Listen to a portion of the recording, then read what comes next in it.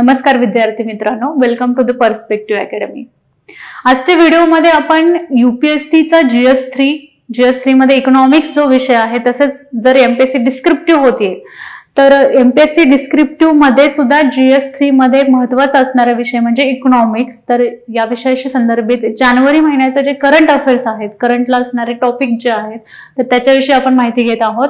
तर याच्यामध्ये लक्षात घ्या, पीएम किसान योजना, ज्याला आपण काय म्हणतो, प्राईम मिनिस्टर पीएम किसान योजना, लक्षात घ्या, प्राईम मिनिस्टर किसान सन्मान निधी योजना याला आपण म्हणतो। तर ही सध्या करंट मध्ये का आहे ही योजना? तसं पाहायला गेलं तर लक्षात घ्या, 2018 मध्ये या योजनेची सुरुवात करण्यात आलेली आहे। बेसिकली योजनेविषयी माहिती घेण्याआधी आपण लक्षात घेऊयात की करंट मध्ये का आहे। तर आता लक्षात घ्या, ही जी योजना आहे ही काय आहे, सेंट्रल सेक्टर स्कीम आहे। सेंट्रल सेक्टर म्हणजे काय, ऍज वी नो की लक्षात घ्या, दोन टाइपचे स्कीम असतात, एक म्हणजे सेंट्रल सेक्टर स्कीम आणि दुसरं म्हणजे काय असतात की सेंट्रल सेक्टर स्कीम आणि सेंट्रली स्पॉन्सर्ड। आता लक्षात घ्या, सेंट्रल सेक्टर स्कीम ज्या असतात त्याच्यामध्ये 100% फंडिंग कोण करतं, तर सेंट्रल गव्हर्नमेंट करतं। मात्र ज्या सेंट्रली स्पॉन्सर्ड स्कीम असतात तर याच्यामध्ये लक्षात घ्या, शेअर राहतो, सेंट्रल आणि स्टेट गव्हर्नमेंटचा शेअर राहतो फंडिंग मध्ये, ठीक आहे। तर आता लक्षात घ्या, जी पीएम किसान योजना आहे तर याचं फंडिंग कोण करतं, तर सेंट्रल गव्हर्नमेंट करतं। 100% फंडिंग सेंट्रल गव्हर्नमेंट करतं। आता लक्षात घ्या की करंट मध्ये का आहे, कारण या स्कीमसाठी जे काही फंडिंगचे अलोकेशन होतं किंवा जे बेनिफिशरी होते तर ते दिवसेंदिवस कमी होत आहेत, म्हणून हे करंट मध्ये आहे।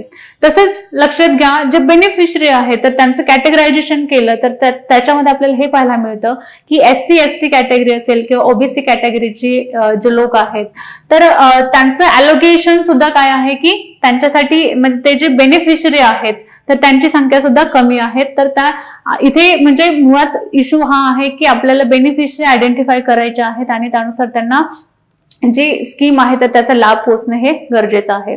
तर बेसिकली स्कीम विषयी माहिती घ्यायचं झालं तर लक्षात घ्या, 2018 सुरू झालेली आहे ही स्कीम।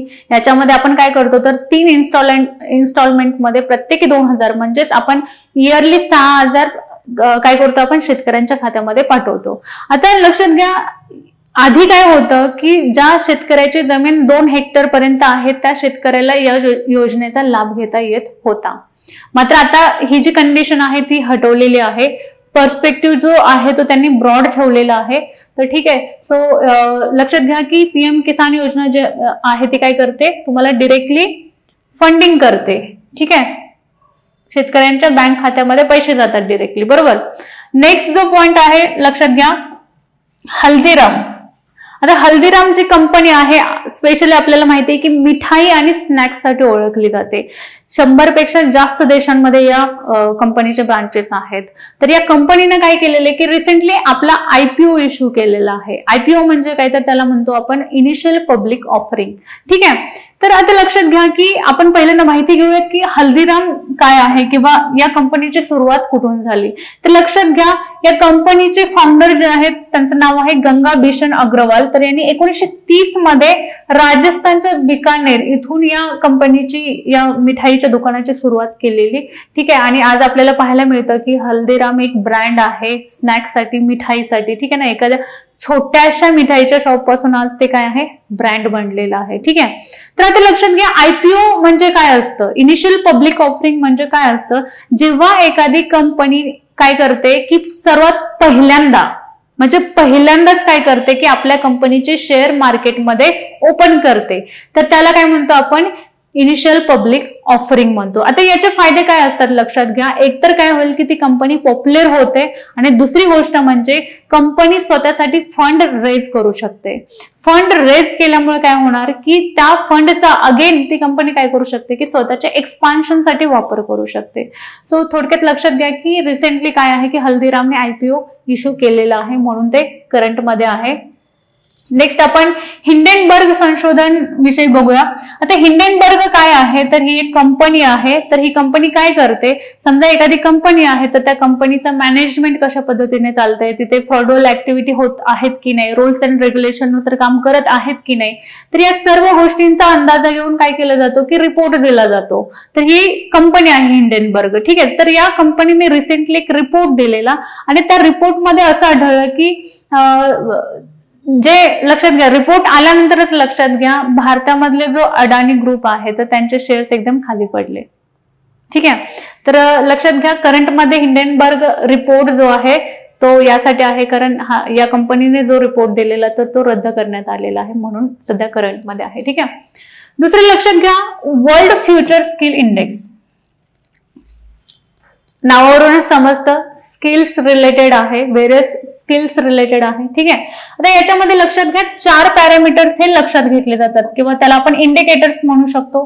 सर्वात पहिला म्हणजे स्किल फिट. तर स्किल फिट म्हणजे काय, तर तुमचं एज्युकेशन सिस्टम, तुम्ही जे अकॅडमिक एज्युकेशन देत आहात मुलांना त्याच्यामध्ये आणि इंडस्ट्रीचे स्किल्स जे आहेत तर त्याच्यामध्ये काही रिलेव्हन्स आहे का हे बघितलं जातं. म्हणजे समजा तुम्ही तुमची अकॅडमिक आहे किंवा एज्युकेशन सिस्टम आहे तर त्याच्यामध्ये असे तुम्ही स्किल्स प्रोव्हाइडच नाही करत जे उद्या उठून मुलांना रोजगार देणार आहेत, तर त्याचा काही फायदा होत नाही. बरोबर ना. सो हा एक बघितलं जातं की एज्युकेशन तुमचं अकॅडमिक आणि इंडस्ट्रीची जी रिक्वायरमेंट आहे, डिमांड आहे, त्यानुसार तुम्ही स्किल्स देत आहात की नाही. ठीक आहे. दुसरी गोष्ट म्हणजे academic readiness, future of work, म्हणजे असे स्किल्स ज्याच्यामुळे काय होईल की तुम्हाला भविष्यामध्ये रोजगार मिळतील. And next but last economic transformation. ठीक आहे. तर आता याच्यामध्ये हा जो इंडेक्स आहे याच्यामध्ये लक्षात घ्या 190 देशापैकी भारताची 25वी रँक आहे. ठीक आहे. सो चांगली रँक आहे म्हणू शकतो आपण. ते दिवसेंदिवस वाढणं सुद्धा गरजेचं आहे डेफिनेटली. ठीक आहे. So this is for today. Next जे आहे फेब्रुवारीचे जे करंट अफेअर्स असेल ते आपण नेक्स्ट एपिसोड मध्ये बघूयात. Thank you and stay tune with us.